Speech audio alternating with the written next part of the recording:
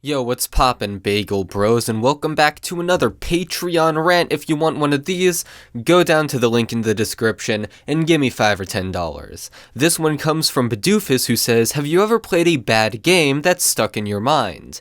Well, unfortunately, I'm not much of a gamer, and so I don't have a bunch of examples offhand, but a lot of the games I played as a child are not that good, even if at the time I really liked them. So the best example of this I can give is Pets Dogs 2.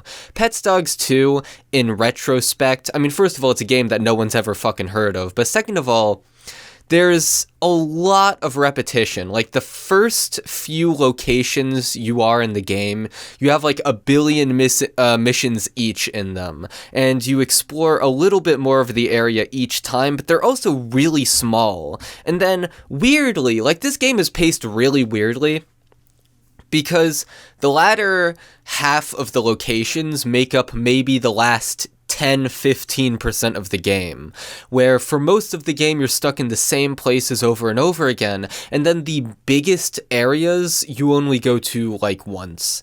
Even though, like, Gongoro Peaks, for example, is like the best place in the game, for example, and you're only there for a very small amount of time compared to all the other areas. It's just very odd.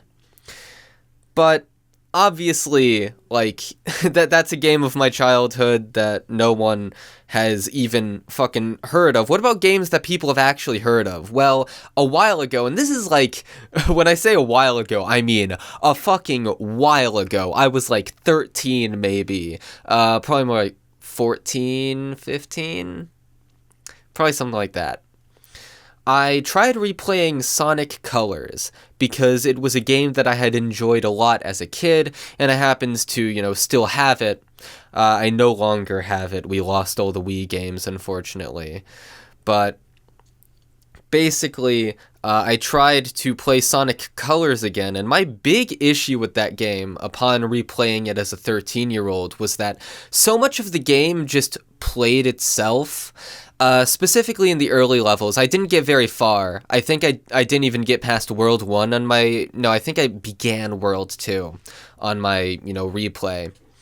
But just so much of the game was about you hit a booster, and then you go to the next booster, and you don't do anything. You just go fast, but there's like, the game really wants you, it wants to do everything it's in its power to make sure you keep going fast. And so a lot of the obstacles are very easy to circumvent, I noticed, and the game just, it's very hold right to win, was my impression of it. Once again, quite young, replaying it. And maybe that impression would change if I replayed it. I know people really like Sonic Colors, but I was bored out of my mind replaying it.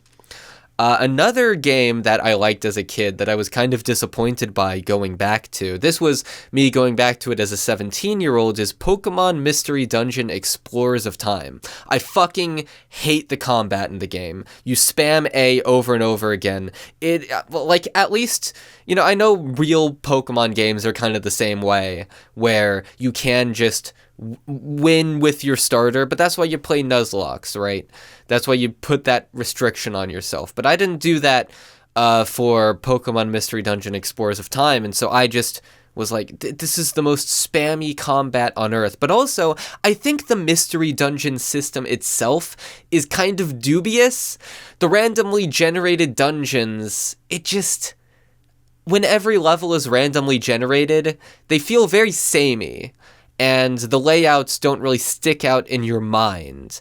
And I feel like I would have preferred actual level design, something that there's like one way to go through. It's like the same way each time, but that one layout is really interesting, as opposed to it being randomized each time you go in.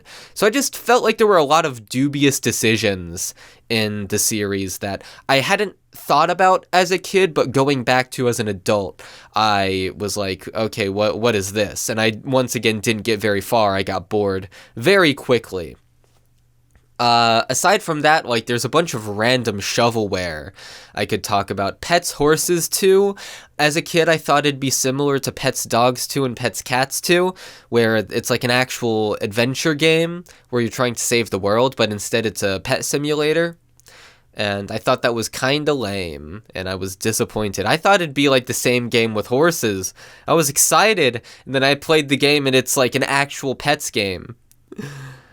Other than that, yeah,